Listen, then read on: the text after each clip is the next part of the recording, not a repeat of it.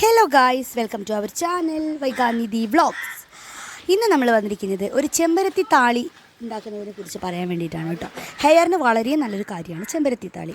പക്ഷെ നോർമലി നമ്മൾ ചെമ്പരത്തിയുടെ ഇലയാണ് താളിക്ക് വേണ്ടി ഉപയോഗിക്കുക. ഇവിടെ നമ്മൾ ഉപയോഗിക്കുന്നത് ഇലയല്ല, നമ്മൾ ഉപയോഗിക്കുന്നത് പൂവാണ്. പൂവ് ചെമ്പരത്തി പൂവ് കൊണ്ടാണ് നമ്മളിവിടെ താളി ഉണ്ടാക്കുന്നത് കേട്ടോ.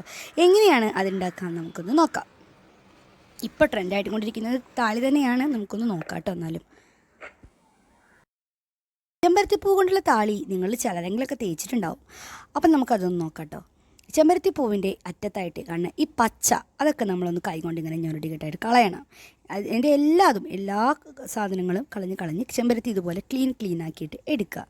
അതിൻ്റെ പച്ച കളർ മൊത്തം നമ്മളൊന്ന് കൈകൊണ്ട് ഇങ്ങനെ ഞൊരടി കളഞ്ഞാലും മതി.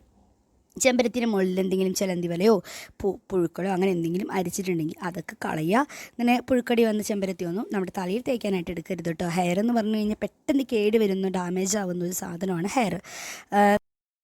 അങ്ങനെ പച്ച കളറും ഒക്കെ റിമൂവ് ചെയ്തതിന് ശേഷം നമ്മൾ നല്ല വെള്ളം ഉപയോഗിച്ചിട്ട് അതൊന്ന് കഴുകിയെടുക്കണം കേട്ടോ. നല്ല വെള്ളം പിടിച്ചിട്ട് നമ്മൾ കൈകൊണ്ട് നന്നായിട്ടൊന്ന് വാഷ് ചെയ്യണം. അത് കാരണം ഞാൻ പറഞ്ഞിട്ടുണ്ട് ഫസ്റ്റ് തന്നെ, അതിൽ പുഴുക്കളോ അല്ലെങ്കിൽ ചിലന്തി വലയൊക്കെ ചിലപ്പോൾ ഉണ്ടാവാനായിട്ട് ചാൻസ് ഉണ്ട്. അപ്പം നമ്മൾ വെള്ളം ഉപയോഗിച്ചിട്ട് അത് നന്നായിട്ട് കൈകൊണ്ട് ഒന്നിങ്ങനെ കഴുകിയെടുക്കുക. നല്ല വൃത്തിയിൽ കഴുകിയെടുക്കുക കേട്ടോ.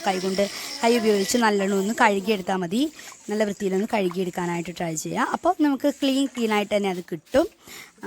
അതിനുശേഷം നമ്മൾ നല്ല വെള്ളം ചെമ്പരത്തിയിൽ ഒഴിച്ച് വെക്കുക. നല്ല വെള്ളമാണ് കേട്ടോ ഉപയോഗിക്കേണ്ടത്. കിണറ്റിൽ നിന്ന് കോരിയ വെള്ളം അല്ലെങ്കിൽ നല്ല പൈപ്പിൽ നിന്ന് വരുന്ന വെള്ളം ഉണ്ടാവില്ലേ, അതായാലും കുഴപ്പമില്ല. നല്ല വെള്ളം ചേർക്കുക. എന്നിട്ട് നമ്മൾ ഗ്യാസിൻ്റെ മുകളിൽ അത് തിളപ്പിക്കാൻ വെച്ചിരിക്കുകയാണ് കേട്ടോ. എന്താണെന്ന് വെച്ചാൽ നമ്മളിവിടെ ഉണ്ടാക്കുന്ന ചെമ്പരത്തി താളി എന്ന് പറയുന്നത് തിളപ്പിച്ചിട്ടുള്ള ചെമ്പരത്തി താളിയാണ്. അത് അടുപ്പത്ത് വെച്ച് നന്നായി തിളപ്പിക്കുകയാണ് ചെയ്യുന്നത്. ഞാനിവിടെ ഗ്യാസിന് മുകളിലാണ് കേട്ടോ വെച്ചിരിക്കുന്നത്. അത് വെച്ചിട്ടുണ്ട് തിളയ്ക്കാനായിട്ട്.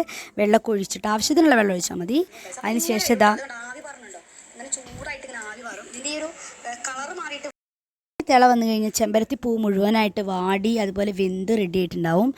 ഈ ഒരു കളറാണ് വരിക. ഒരു യെല്ലോ അതുപോലെ പർപ്പിൾ ചേർന്നൊരു കളറ് വരും. കടലാസൊക്കെ കിടക്കണ പോലെ ഉണ്ടല്ലേ, ആ ഒരു വെറും വേസ്റ്റായി മാറിയല്ലോ അത്. അതിനുള്ളിലത്തെ ക്ലീൻ ആയിട്ടുള്ള വാട്ടറും അതിൻ്റെ കാര്യങ്ങളും അതിൻ്റെ എല്ലാ പ്രോട്ടീനും കാര്യങ്ങളും ഒക്കെ ആ വെള്ളത്തിൽ പിടിച്ചിട്ടുണ്ട്. ഒരു പർപ്പിൾ കളർ വാട്ടറാണ് നമുക്ക് കിട്ടാൻ പോണത് കേട്ടോ. കുഴപ്പം കാര്യങ്ങളൊക്കെ ഉണ്ടിട്ട് നിങ്ങൾക്ക് കാണാൻ പറ്റണില്ലേ, അത്യാവശ്യം കുഴപ്പമുണ്ട്.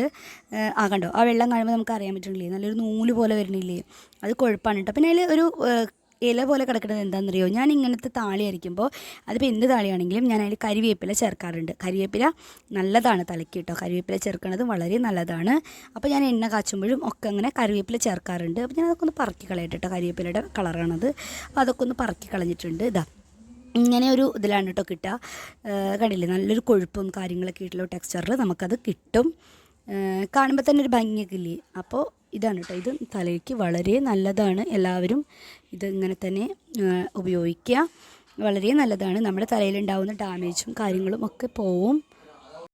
ഇതേ തലയിൽ തേച്ച് പിടിപ്പിക്കണമെങ്കിൽ തേച്ച് പിടിപ്പിക്കാം. പക്ഷെ ഞാൻ ഇതുപോലെ തലയിലൊന്ന് ഒഴിച്ച് കൊടുത്തിട്ട് പിന്നെ അത് പെട്ടെന്ന് കഴുകി കളയാണ് ചെയ്തത്. പെട്ടെന്ന് എന്ന് പറഞ്ഞാൽ നമ്മൾ നന്നായിട്ട് തലയ്ക്കൊക്കെ ഒന്ന് ഒഴിച്ച് കൊടുത്തിട്ട് പിന്നെ നമ്മളത് കഴുകി കളയും. ഇതാണ് ലാസ്റ്റ് ഒരു ഫൈനൽ റിസൾട്ട് എന്ന് പറയുന്നത്. നമ്മുടെ തലയ്ക്ക് വളരെ നല്ലതാണ്. എല്ലാവരും ഇത് ഉപയോഗിക്കണം. അപ്പോൾ ഇഷ്ടപ്പെട്ട ലൈക്ക് ചെയ്യൂ, ഷെയർ ചെയ്യൂ, കമൻറ്റ് ചെയ്യൂ. Thank you. സബ്സ്ക്രൈബ് കൂടി ചെയ്യുക. പിന്നെ നമ്മുടെ പുതിയ വീഡിയോസൊക്കെ കാണുക. അപ്പോൾ എല്ലാവർക്കും നന്ദിയുണ്ട്.